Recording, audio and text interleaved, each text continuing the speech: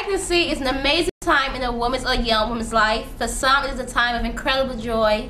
For some, such as teen moms and single moms, it is a much more stressful experience. Mom Space on Spotlight on Girls invites and helps mothers of all ages to have stress-free, healthy pregnancies, stay on top of self-care during pregnancy, and deliver healthy babies.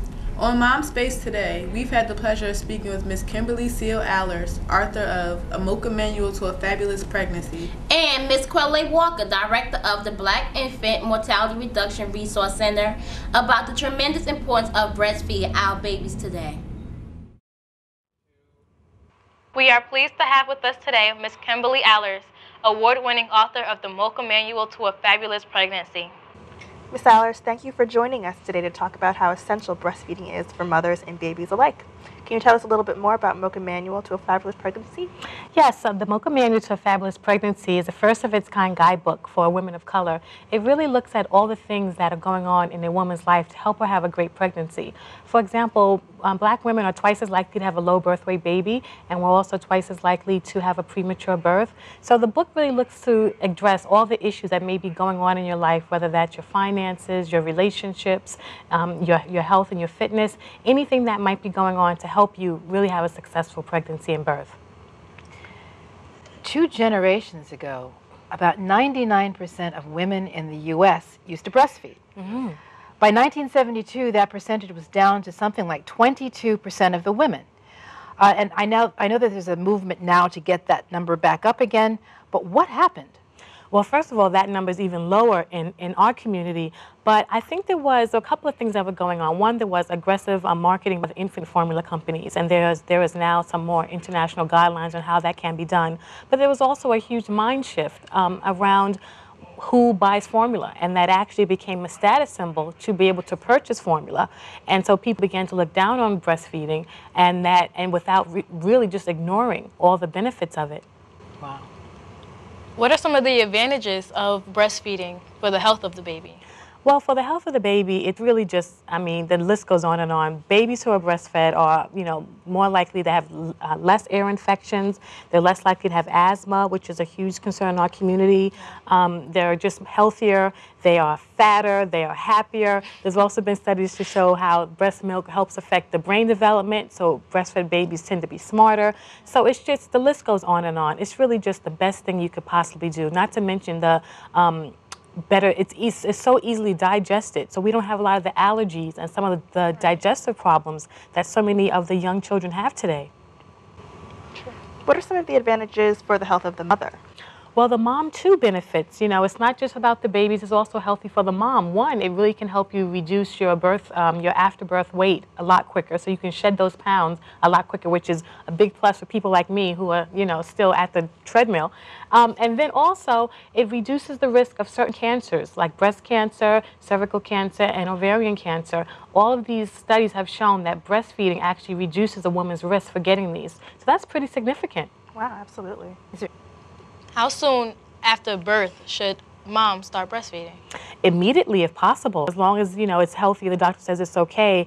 Most hospitals that are baby-friendly would recommend that the baby be put immediately up to the breast. So this is not just for bonding, but also to get that sucking action going. It signals to the moms that, it's time to start producing milk. It signals to the baby that this is the place to get it, and it just gets the process going a lot easier and a lot sooner. How should moms go about breastfeeding outside of the home? Well, there's a lot of talk about this, and breastfeeding out of the home, I feel that this conversation in this country is about making other people comfortable, and I'm more focused on what's best for the baby. Right. So when I go out with my baby, I don't really concern myself with whether someone else is comfortable. My baby needs to eat. As I say, baby needs to eat. And so I have to feed my baby. The baby's going to eat. That's right. And baby got to eat. That's how it goes. So I have been in the grocery store, and I used to carry my baby in a shawl, and I would just cover, and I have been nursing my child while I'm on the grocery line, walking through the shopping center. Wow. I go about my day, and, my baby has to eat, and we go about how we, get along with our business. So, for me, I would cover up where possible. But I think that kind of concern prevents people from breastfeeding. You see, that worry about what are people going to think what's going to happen, can I do when I'm out, is actually something that prevents people from going and from doing the breastfeeding, and I don't think that should be an issue. You should just do what's comfortable for you, and the rest of the people can go eat what they want to eat. Great. What about when they go back to school or work? Or, you know, well, this is where a good breast pump can come in handy. You know, there's some really great models out there. There are actually some places that probably even here in Newark where you could actually, they would loan you a breast pump. But pumping the milk is a great way for your baby to continue to receive the great nutrition of breast milk, even if you have to go back to school or work. And so I found that when I went back to work, I would try to pump, you know, at least leave a bottle. It's also good, you know, when you need a break. You know, because every mom needs a break. So if you could pump the milk and leave it with somebody to give that to feed your baby while you take a few hours break, it's also a great thing to do in that instance. So the pumping really comes in handy. So you don't have to, your baby doesn't have to lose that nutritional value. Right. What are some sources of support for breastfeeding moms right now? Well, there are lots of great places you can go for support. One I would have to say is mochamanual.com, where we do have some great advice and some tips on breastfeeding, how you can do that successfully. Also, the African American Breastfeeding Alliance, and I believe their website is aaba.org, is also a great resource that you can go to. And also, the hospital where you delivered, you should check there to see whether they have a breastfeeding support group, as many of them do. La Leche League is a very well-known organization that has meetings all over the place. And I really can't stress how important it is to get support, because a lot of times it may not be your mother, your husband, boyfriend, or baby's father who's supporting you. And that if you're committed to breastfeeding and really giving your baby the best, that you might have to look elsewhere for support, as I did, you know. And so it's really important to get that, because that will completely maximize your chances for success. Great.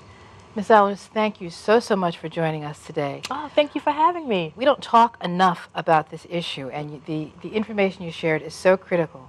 We want to suggest to everyone that you pick up a copy of the Mocha Manual to a Fabulous Pregnancy.